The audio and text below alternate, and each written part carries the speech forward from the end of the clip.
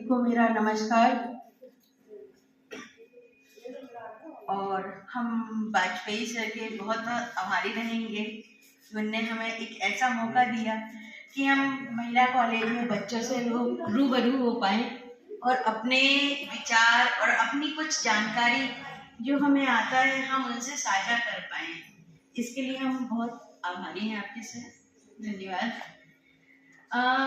बच्चों, जैसे आजकल जो हमारा समय चल रहा है, खास तौर पे कोविड के बाद एक ऐसा ट्रेंड आ गया है कि अगर थोड़ी सी सर्दी जुकाम होता है या कुछ होता है तो ऐसा फील होने लगता है कि कहीं हमें दोबारा कोरोना तो नहीं हो रहा है। इस डर के कारण आज ये कंडीशन आ चुकी है कि हम फटाक से मेडिकेशन की ओर भागते हैं कि नहीं, हम जल्दी से मेडिकेशन ले लें कि कहीं ना कहीं हम अगर हमें कोरोना हो गया तो क्या होगा। ये डर अभी भी बना हुआ है और मेरे ख्याल से ये बना रहेगा एक लंबे समय तक, क्योंकि जिस तरीके से अभी वायरस और बैक्टीरिया ऑर्गेनिजम्स जो भी हैं वो उनमें इतने ज़्यादा चेंजेज आ रहे हैं, उनमें इतना ज़्यादा रेप्लिकेशंस आ रहे हैं कि दिन भर दिन हर एक दिन उनके स्ट्रेन चेंज होते जा रहे हैं, उनमें चेंजेज आ रहे हैं। पहले कोविड का 1 स्ट्रेन आया, फिर दूसरा आया, फिर तीसरा आया, ऐसा अभी तक आता जा रहा है। ऐसे ही हर वायरस के साथ हो रहा है। खास तौर पे जो निमोनिया है और यूटीआई में पहले ये केवल बैक्टीरियल होते थे। आज से 20 साल पहले तक कहना चाहिए केवल ये बैक्टीरियल हुआ करते थे, वायरल बहुत कम होता था। लेकिन अभी कुछ समय से निमोनिया और यूटीआई भी वायरल होने लग गए हैं। इसके कारण क्या हो रहा है कि प्रिस्क्रिप्शन तो पेशेंट क्या करते हैं कि सीधे सीधे जैसे लगा कि नहीं सर्दी खांसी हो रहा है या निमोनिया जैसे सिम्टम आ रहे हैं, फटाक से मार्केट से कई बार वो प्रिस्क्रिप्शन लेते हैं, डॉक्टर को दिखाते हैं, कई बार नहीं दिखाते हैं और बिना दिखाए ही मेडिकेशन करना चालू कर देते हैं। जैसे पहले जो सरकार की गाइडलाइन थी तो गवर्नमेंट की जो गाइडलाइन थी उसके अकॉर्डिंग एमॉक्सिसिलिन चलती थी कि अगर निमोनिया दिख रहा है तो एमॉक्सिसिलिन देना ही है, वो इससे स्टार्ट होना है ट्रीटमेंट। वैसे आज भी करते हैं। तो जो अवेयर पेशेंट हैं वो क्या करते हैं कि हाँ हमें कफ हो रहा है, निमोनिया जैसे लग रहा है, वो बिना किसी डॉक्टर को दिखाए और एंटीबायोटिक लेना स्टार्ट कर देते हैं कि हाँ हम 5 दिन एंटीबायोटिक ले लेंगे सही हो जाएंगे बस, और इसके बाद फिर वो दिखाते भी नहीं हैं। और दूसरी चीज क्या होता है कि कई बार हमारे जो गांव में अभी भी मेरे पास भी कई पेशेंट ऐसे आते हैं कि मैडम पिछली बार हम ये वाली दवाई खाए थे, अच्छे हो गए थे, फिर इसके बाद हम दूसरी बार भी हमें ये हुआ था, तब भी हम ये खाए, फिर अच्छे हो गए थे, लेकिन अब हमें ये हो रहा है कि 2-3 बार से ये दवाई हमें काम नहीं कर रही है। तो उस समय हंसी तो लगता है कि ये क्या है, कि कैसा है कि हम पेशेंट को एक बार ट्रीटमेंट दिए और उसके बाद जब उसकी कंडीशन वैसी बनी वो पेशेंट उस मेडिसिन को फिर से ले लिया। तो उस समय लगता है कि ये क्या कर रहा है, पेशेंट अपनी सेहत से खिलवाड़ कर रहे हैं। अगर आपको उस समय जैसे आज की तारीख में किसी को बीमारी है और हम उसको प्रिस्क्रिप्शन लिख के दे रहे हैं तो ये वर्तमान कंडीशन के अनुसार उनको मेडिसिन दी जा रही है कि इस समय उनको क्या चाहिए है। लेकिन पेशेंट फिर बीमार हुआ, फिर उसी प्रिस्क्रिप्शन को लेके गया और दवाई ले लिया मेडिकल स्टोर से, खा लिया, उसमें एंटीबायोटिक भी है, पेशेंट एंटीबायोटिक का भी सेवन कर रहा है। अब क्या हो रहा है, बैक्टीरिया जो है पहले तो रजिस्टर्ड हुआ, अब और ज्यादा रजिस्टर्ड हो गया। रेजिस्टेंस होने के कारण रेजिस्टेंस जैसे जैसे वो होता जाएगा वो स्ट्रॉन्ग होता जाएगा, वो अब उस पर मेडिसिन काम नहीं कर रही है। और हम लोग का जो ये फार्मूला होता है एंटीबायोटिक का वो स्टेप बाय स्टेप आगे बढ़ता जाता है। वो जब स्टेप बाय स्टेप आगे बढ़ता है तो फर्स्ट जनरेशन देते हैं, अगर पेशेंट ठीक नहीं हुआ या लगता है कि और बीमार है सेकेंड जनरेशन देते हैं।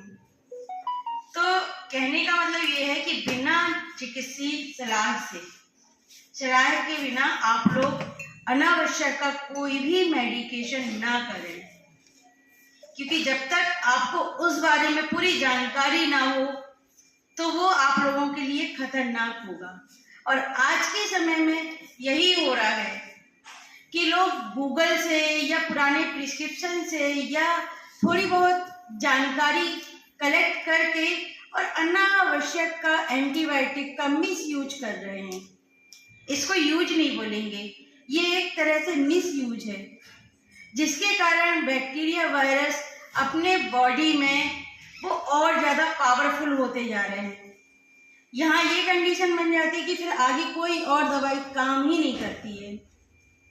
अब उसमें आपका नुकसान क्या होता है? जब आप उस नुकसान को समझोगे तो हो सकता है कि आप लोग थोड़ा अवेयर होके अपनी सेहत पे ध्यान देना चालू करो। नुकसान सबसे पहले आप लोगों का फिजिकल होगा।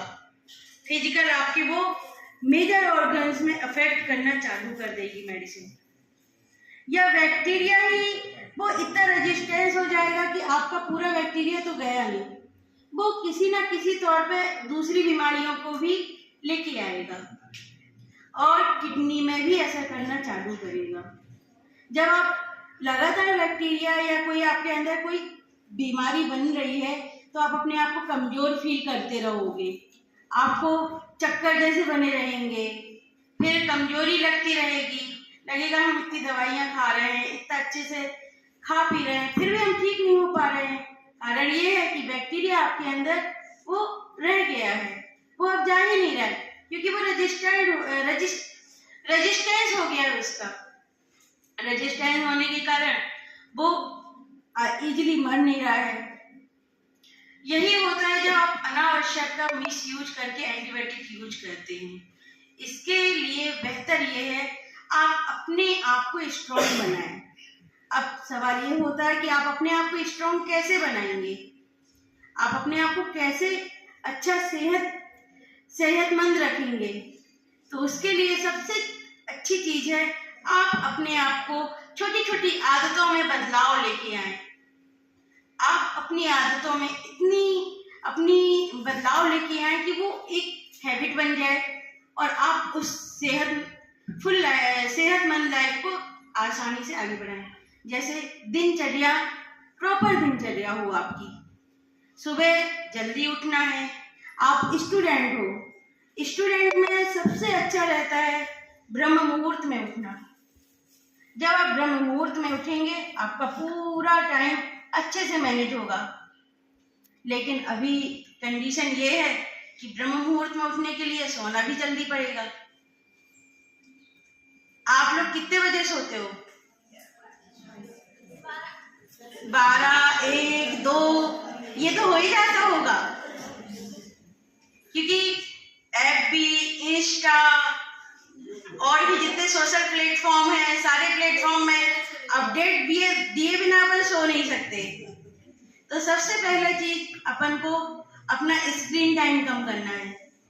स्क्रीन टाइम का दुष्प्रभाव मानसिक भी है और शारीरिक भी है। शारीरिक आपका कहना चाहिए दूसरी तरह से है कि आपका जब मानसिक आपकी दिनचर्या प्रभावित हुई, जब आपकी दिनचर्या प्रभावित हुई, आप रात के 12-1 बजे के बाद सो रहे हो, तो आप कैसे उम्मीद करते हो कि आप 4 बजे उठ जाओगे? जब आप जल्दी उठना है उसके लिए आपको जल्दी सोना है, तो आपको early to bed early to rise ये फंडा फॉलो करना पड़ेगा। तब आप पहला कदम आप बढ़ाओगे सेहत की तरफ। दूसरा कदम आपका खान पान है। आप लोग अभी क्या खाते हो? ज्यादा हेल्दी फूड तो नहीं लेते, फास्ट फूड की तरफ ज्यादा भागते हो। पिज्जा है, बर्गर है, मैगी है, पास्ता है, ये चीजें ज्यादा चाहिए। अभी बढ़िया स्वदेशी मेला लगा है ना? स्वदेशी मेला में बर्गर की दुकान, छोले भटूरे की दुकान, ये सब की दुकान है।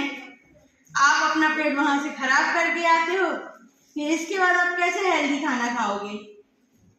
तो आप लोगों को दूसरा फंडा, आपको हेल्दी डाइट होनी चाहिए, हेल्दी प्लस बैलेंस डाइट होनी चाहिए आपकी, तब आप स्वस्थ रहोगे। आपको एंटीबायोटिक कम लेनी पड़ेंगी। और तीसरा, आपको योग करना पड़ेगा, मेडिटेशन करना पड़ेगा।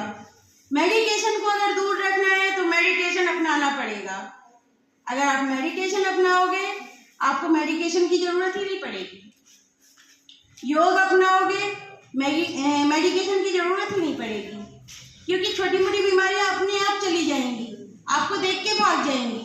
तो आप कम एंटीबायोटिक का यूज करोगे, कम दवाइयों का यूज करोगे, और साथ में आप प्राकृतिक चिकित्सा की तरफ जाइए, अपने आयुर्वेद की तरफ जाइए, होम्योपैथ की तरफ जाइए, प्राकृतिक चिकित्सा अपनाइए। आपको एंटीबायोटिक ही कम लेनी पड़ेंगी। और अगर आप फिर भी अगर बीमार लगते हैं या बीमार होते हैं तो प्रॉपर चिकित्सक से सलाह लीजिए।